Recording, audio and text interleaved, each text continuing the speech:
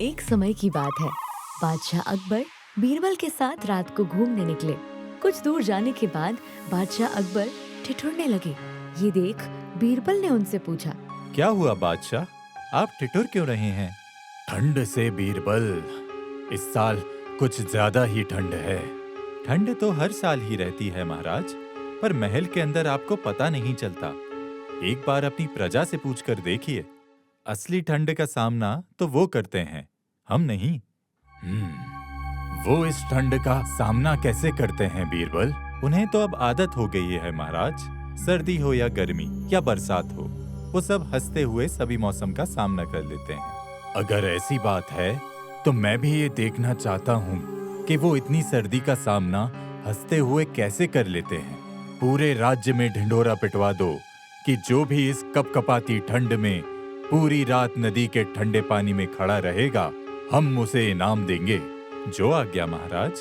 अकबर की आज्ञा से अगले ही दिन बीरबल ने पूरे राज्य में ये ऐलान करवा दिया। सुनो सुनो सुनो, बादशाह का ऐलान सुनो। जो भी इस ठंड में नदी के ठंडे पानी में रात भर खड़ा रहेगा, बादशाह उसे बहुत सारा इनाम देंगे। सुनो सुनो सुनो। सबने बादशाह का ऐलान सुना, पर ठंड इतनी ज्यादा थी कि किसी की ये हिम्मत नहीं हुई कि वो ये चुनौती स्वीकार कर सके। पर जब राज्य के गरीब धोबी ने ये बात सुनी तो उसने तय किया कि वो ये चुनौती स्वीकार करेगा। अगर मैं किसी तरह पूरी रात पानी में खड़ा रह गया तो बादशाह के इनाम से मेरे सारे दुख दूर हो जाएंगे। बस एक रात की ही तो बात है। धोबी को ये यकीन था कि वो बादशाह अकबर की इस चुनौती को पूरा कर सकता है, इसलिए वो बिना देर किए बीरबल के पास पहुंच गया। तो तुम इस चुनौती को स्वीकार करते हो? हाँ बिल्कुल। सोच लो, एक बार चुनौती स्वीकार कर ली तो पीछे नहीं हट सकते। मुझे मंजूर है, मैं तैयार हूँ। ठीक है, तो आज रात ही तुम्हारी परीक्षा होगी। रात को नदी आ जाना। जो आ गया जी। धोबी के जाने के बाद बीरबल ने तुरंत बादशाह अकबर को जाकर बताया कि धोबी ने उनकी चुनौती स्वीकार की है।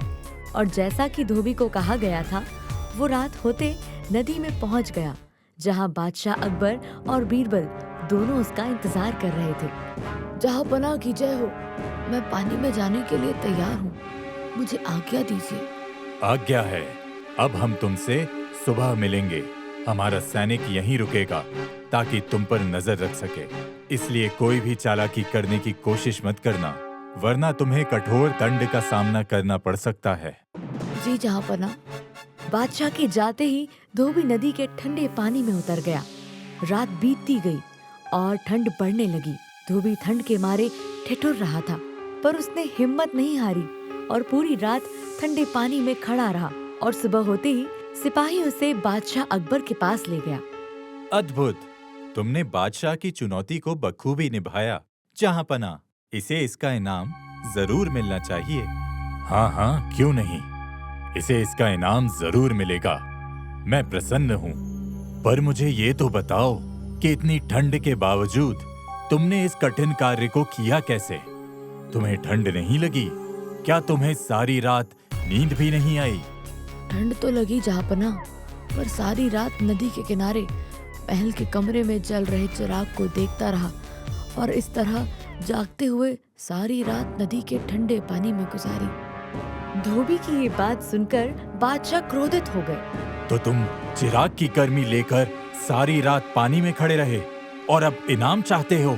धोखा दिया है तुमने मुझे, और मैंने पहले ही कहा था कि धोखा देने का मतलब दंड होगा। सिपाहियों, गिरफ्तार कर लो इसे और बंद कर दो कारागार में।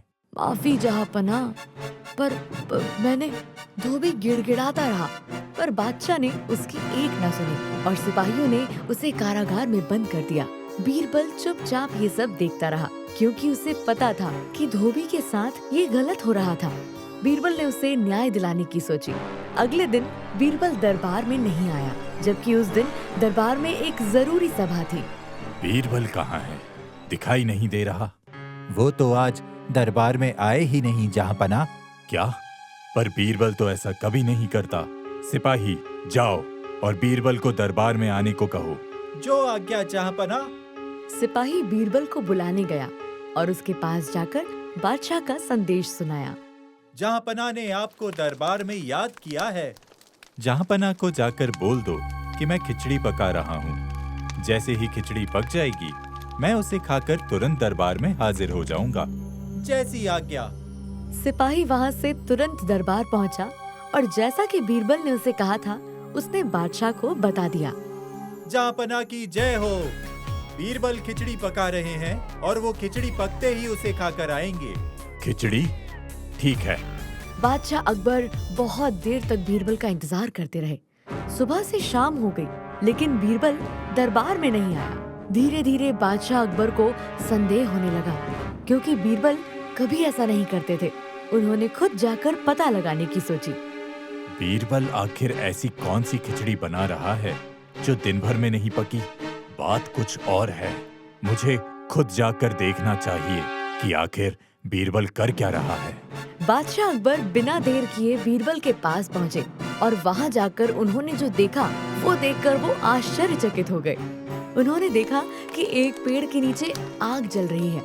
पेड़ के सबसे ऊंची डाल पर एक मटका टंगा है और बीरबल पास में एक खटिये में लेटा आराम कर रहा है। बादशाह ये देखकर अचंभित हो गए। बीरबल, ये क्या तमाशा है? सैनिक ने तो कहा था कि तुम खिचड़ी पका रहे हो। जहांपना की जय हो। उसने बिल्कुल सत्य कहा। मैं खिचड़ी ही पका रहा हूँ। ये देखिए, भला ऐसे भी कभी खिचड़ी पकती है? आग नीचे लगी है और मटका ऊपर टंगा है। ऐसे खिचड़ी कैसे पकेगी? माफ करें जहांपना, जरूर पकेगी। वैसे ही पकेगी जैसे कि धोबी को महल के दिए से गर्मी मिली थी। क्या? अकबर को बीरबल की बात समझ में आ गई थी। वो समझ गए कि बीरबल ने ये सब बस उनको अपनी गलती का एहसास दिलाने के लिए किया था। वही गलती जो उन्होंने उस धोबी को सजा देकर की थी। उन्होंने अपनी गलती मानकर बीरबल को गले लगा लिया। मैं समझ गया बीरबल, मुझसे बहुत बड़ी गलती हो गई और एक बार फिर तुमने अपनी बुद्धिमानी से मुझे मेरी गलती का एहसास दिला दिया। उस धोबी के साथ मैंने बहुत अन्याय किया, पर अब मैं उस गलती को जरूर सुधारूंगा। बादशाह ने तुरंत उस धोबी को कारागार से निकालने का आदेश दिया और अपने पास बुलाया। मुझे अपनी गलती का एहसास हो गया है। मैंने तुम्हारे साथ अन्याय किया है, पर अब मैं न्याय करूंगा। बीरबल, इसने मेरी कठिन चुनौती को बखूबी पूरा किया है, इसलिए इसे इसका पूरा इनाम अभी के अभी दिया जाए। जहांपना की जय हो, जय हो। इस तरह धोबी को बीरबल की वजह से उसका इनाम और बादशाह अकबर को उसका सबक मिल गया। धोबी अपना इनाम लेकर खुशी खुशी वहाँ से चला गया।